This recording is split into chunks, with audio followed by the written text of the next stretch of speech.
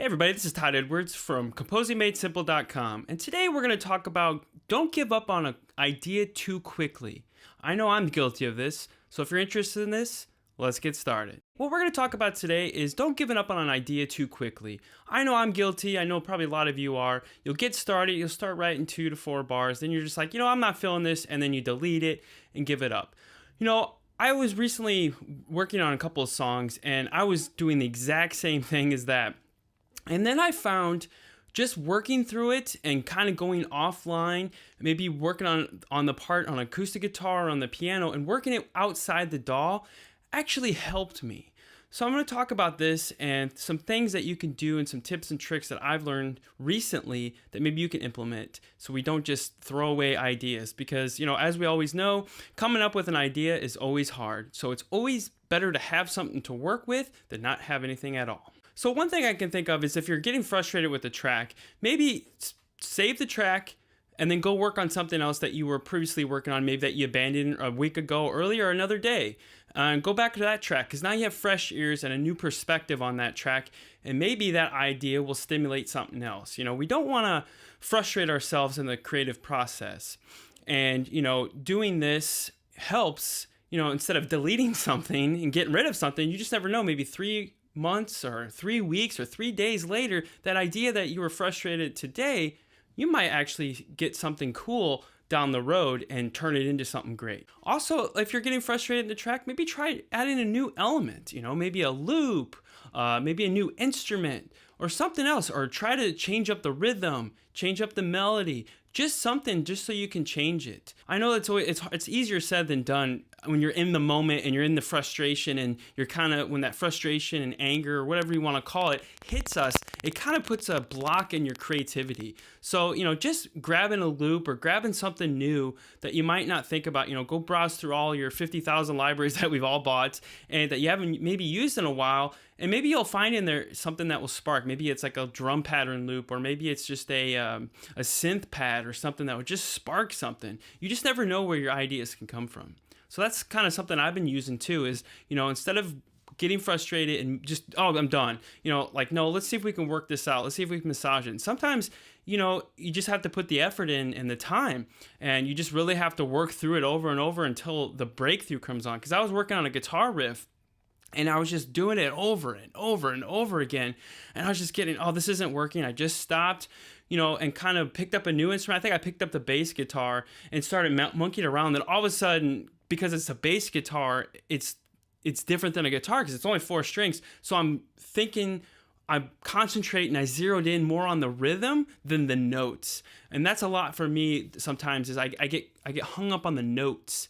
But, sometimes you just need to get hung up on the pattern or the rhythm of the thing that you're trying to create. So I kind of touched this on the last point, but was like work the part out on a different instrument. So let's say you got a riff going on and you're doing it on guitar. Well, maybe you could try to carry that over to a different instrument. Like I said, the bass, or maybe try the piano. Piano is a good one, because it really strips down everything and you really have to focus on actually the rhythm. So maybe you're not playing the full part of the guitar on the piano. Maybe you're just playing single note lines, and maybe just sit there and get the riff out, but then concentrate on the rhythm. So like I said, this is very similar to the one before, but choosing a different instrument, mandolin, you'd be surprised if you're a string instrument player like me, a guitar, just try a different, like acoustic guitar. Acoustic is great because you can't hide behind electric guitar, the distortion and effects and all this. It's, very raw. It's like, this is it. So I try to write a lot of riffs now on the acoustic because it really gets me to zero in and focus in on the actual riff itself. No effects, no distortion. I can't hide anything. And I really have to focus on the rhythm and the patterns that I'm creating. So that's another little thing that I suggested doing is, just trying to go somewhere else with it, get away from the main instrument that you're writing it on. Okay, my last one and kind of tip is just, if you are frustrated, and I know I touched this on a video that I done a few days ago, how to come up with a musical idea, is just write, if you can just write 2 to 4 bars, hey, that's great. You wrote 2 to 4 bars today. That's better than 0. So, don't beat yourself up. And like I said, just don't give up on ideas so quickly. I'm guilty of this so much, and I'm pretty sure a lot of you are. It's like you'll just start writing and you're just not feeling it. You'll just delete it, trash it, close out, Cubase, Logic, whatever DAW you're using, and you just, whatever. Just save it and then save it for another day. It's always good to have ideas, on the side, because you just never know where that little snippet or that little idea can actually maybe work in a different song you're working on. You'll be so surprised. And a big thing I'm doing here, grabbing my phone. Okay, well, let's edit this out.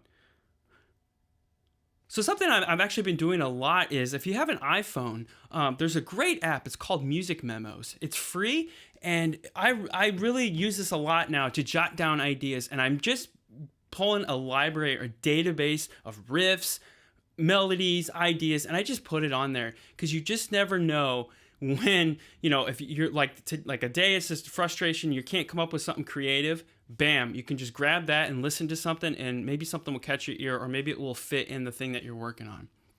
So, like I said, don't beat yourself up, but always, truly, don't give up on an idea too quickly. I'm guilty. I'm pretty sure all of you are guilty as well.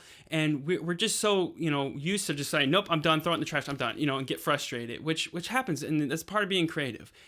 Sometimes you have to do that. And you have to go through that before a breakthrough happens. But I would say is, before you trash it, before you, delete everything, just save it, move on to something else, and use the tips I previously talked about, and save it for a rainy day.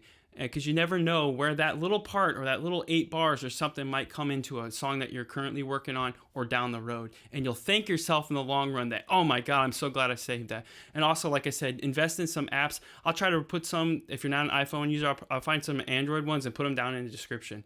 But anyway, for my question is, what do you tend to do? Do you give up on ideas too quickly? If so, what are you trying to do to fix this? If so, if you're not, do you hold a database of ideas? Do you hold like template stuff, a folder of just ideas that, project files? I'd be curious to know. If you have any tips too, also share them down below in the comment section. But as always, if you like this video, please hit that like button. If you're new to the channel, hit that subscribe button. Also, make sure you check out the Composing Made Simple Discord channel and the podcast. You can find all that at composingmadesimple.com. As always, thank you for watching. Thanks for the support, and I'll see you on the next one.